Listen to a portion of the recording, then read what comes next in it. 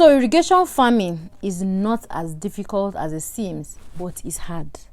It has a lot of technicalities, and a lot of people have asked me questions personally and on this channel as regards irrigation and dry season farming. So I'm here to spill the tea about all you need to know about irrigation farming, so that you not go and start and say, Maria, you did not tell me right. I will tell you now all the intricacies. So listen and watch till the end for you to be able to understand. And if you want to start dry season farming, even in your house, you can start it. It is actually very good and very efficient, and it has more advantage compared to normal season farming. That's true. So let's start. Number one is in fact, let me define it so that you understand the cocoa. Dry season farming is the practice of planting and cultivating crops during the dry season, especially in Nigeria. This period is usually between October to March. That is during what? That period in Nigeria.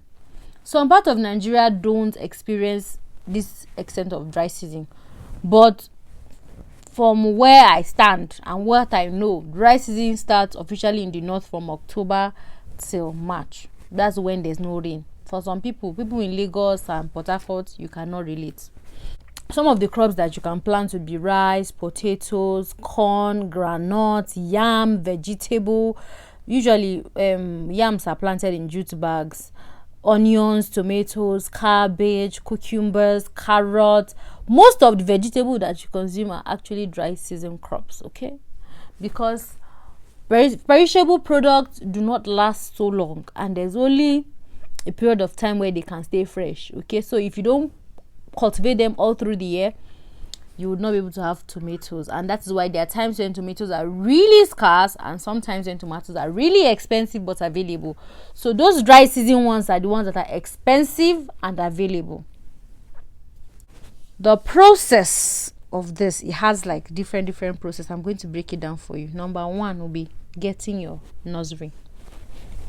When you get your nursery, that's if you already have your plan, you keep your money one side, or you keep your money, then you now have your nursery beds. So nursery beds, I'll be putting in clips from my last video so that you will be able to understand better, for some of you who did not watch the last video. So nursery beds are like small portions where you pour your seeds, and then they grow to an extent before you now transplant. Now, after cultivating your nursery beds, you now move to your main plot of land where you will farm whatever you're farming, and you would now start land preparation. With that being said, not every crop requires nurseries. Crops like yam and corn and groundnut do not require nurseries, but the other ones require nursery. You must cultivate them, make them grow in a small place before you transplant. Now let's move to land preparation. One of the first things you do, you clear the land, because most times people who farm during rainy season use that land and they did not clear it, they just pack their goods and I left it for you. So you would now clear it and then you flatten it, right? You remove the weeds and make sure it's a cleared land, and then you flatten it, because some they did ridges, some did not do ridges. I'm going to be explaining to you why you must flatten that land, okay? Now after flattening it, you now have to grade the surface. Now this grading the surface is what I am talking about. It depends on the type of irrigation that you do, which we'll discuss later. You must arrange that land line by line. How the water will come, where the water will enter, how you can water every section by section. Yes, you must grade it. So that's why you must flatten it. If you are planting potatoes, there are different ridges that you make. If you are planting onions, if you are planting rice, whatever you're planting, you must be able to arrange it bed by bed, section by section.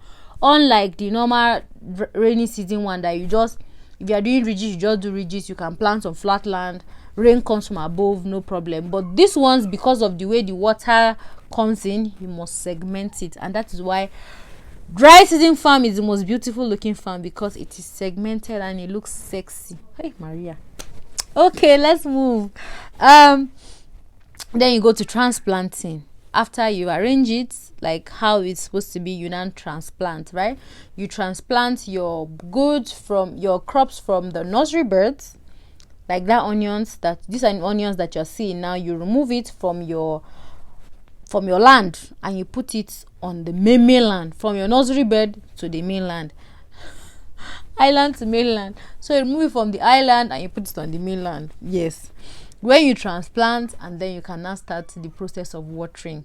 Now, watering is the process of irrigation. There are different types of irrigation that I will talk about now. Types of irrigation would be normal boreholes, through boreholes, dam is called the local irrigation. Boreholes, dams, rivers, all of those natural ones. That there's river, you just fetch water and pour, or you channel the water, or you pump it locally. The second one would be the artificial one, where you either use pipes, or you use sprinklers, or you use drips, or you use suburb or perennial. There are different types. Okay, we in Nigeria here, and the kind of dry season farming I do now, the local one we they do, the one where you go draw outline, and you design it in a way that from the pipe, from the borehole to the last part of your farm is going to be watered manually. Irrigation is the artificial provision of water to the soil through tubes, pipes, sprays, based on requirements of the crop stroke plant. You cannot just be pouring water morning, afternoon, and night. You have to understand that some plants, you would start watering them 6 times a day, and at some point you start watering them once a month. It will happen. Some crops, you water them once every 2 days, and eventually you start watering them twice in a month, like potato. So now let's move to weeding.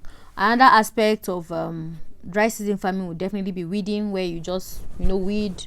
Even though we are going to the advantages where you don't weed as much as you weed during rainy season.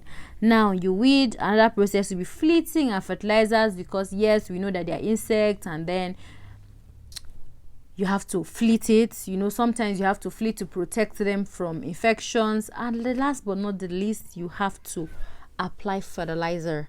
Now, there's a myth that says, I don't know how true it is, but I think that it is just people that are just talking it because they are not sure what they're saying. That when you do dry season farm, you require more fertilizer because of the lack of moisture in the ground. The ground would lose its fertility. So the ground is not usually more fertile. It is less fertile during dry season than it is during rainy season. It is what they say. So you require fertilizer. But then again, even people during rainy season, they use fertilizer. So I don't know. But fertilizer is also important. And then harvesting. So one of the major things that the advantages of farming during dry season is that it is more controlled. You control the water, you control the drought and the flood. So you control the amount of water that gets into your plants. For example, flood can happen during normal rainy season and it will sweep away your farm. But flood can never happen except if, as they say, what do they call that thing? Climate change. Climate change can cause it, that there will be flood during dry season. But then again, the chances are very slim. So there's hardly any drought and hardly any flood. When it comes to drought is because sometimes 1 week, 2 weeks, 3 weeks rain will not fall. Like last year, what happened, why a lot of crops failed last year was because during when they started planting, rain came early for some people, and they're like, let's plant. And then they started planting, and then the rain stopped for weeks. So if the crops don't get enough rain, they would not produce as much. And then when the rain now came over and then flooded some parts. So that's why a lot of people last year lost to agriculture. If you are a Nigerian and you live in this world and you're not an alien, you would understand that there was a lot of flood last year and there was drought. Drought you might not know, but flood you will know, because nobody where they farm it affected every single person. Then you have more control over diseases. Unlike the rainy season, there's outbreak of disease can just happen, is more. But during dry season, it is not more. It is reduced because then people are not so exposed to farming. Very few people are into dry season farming. Now we're going to go to the disadvantage, because I will not come and tell you that dry season is this and that and that, and I'll not tell you the cocoa of the cocoa. Now, dry season can be very, very expensive. You can choose to use goat shit and chicken shit and fish farm water to fertilize your farm, so you are not bothered about any other expense, and you can just use water pia or gramazole or gamalin 20. Don't ask me how I know the names of these agricultural things. Don't ask me in the comment section. I know them. So you can just use small of those things and fleet your farm and you're okay. It is cost efficient and you can manage cost. But you see, dry season, if you don't have money for diesel, you don't have any business farming during dry season. If you don't have money for diesel and fuel, my brothers and sisters, run.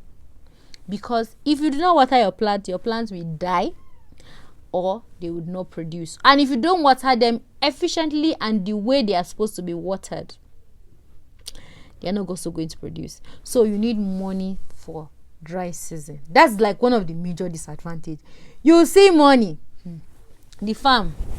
I use this my red lipstick for example. This how the farm is going to hold like straw, big straw. It will be sucking your money. So you need to keep money on ground. It is more expensive to pay the workers because they work 2 times harder than during dry season. That can be arguable because depending on where you are, depending on how strong your land is, especially when you are doing land preparation, it can be very expensive. Now, I hope that with this few points of mine, you're able to understand that dry season farming is well explained. Okay, I have explained it in the best way I can. I know I'm not an expert and I'm still on the job and I'm learning. But let me tell you one thing. Agriculture is a very important aspect of life. I used to run away from it. In fact, I used to tell myself I would never be a farmer. God forbid would I be a farmer, because my mother used to force us to go to the farm and I used to swell up. I say, look at my skin, I'm getting darker.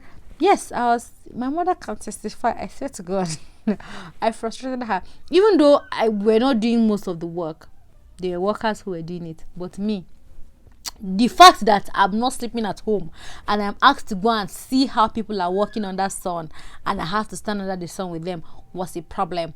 But right now, here I am in the fields working.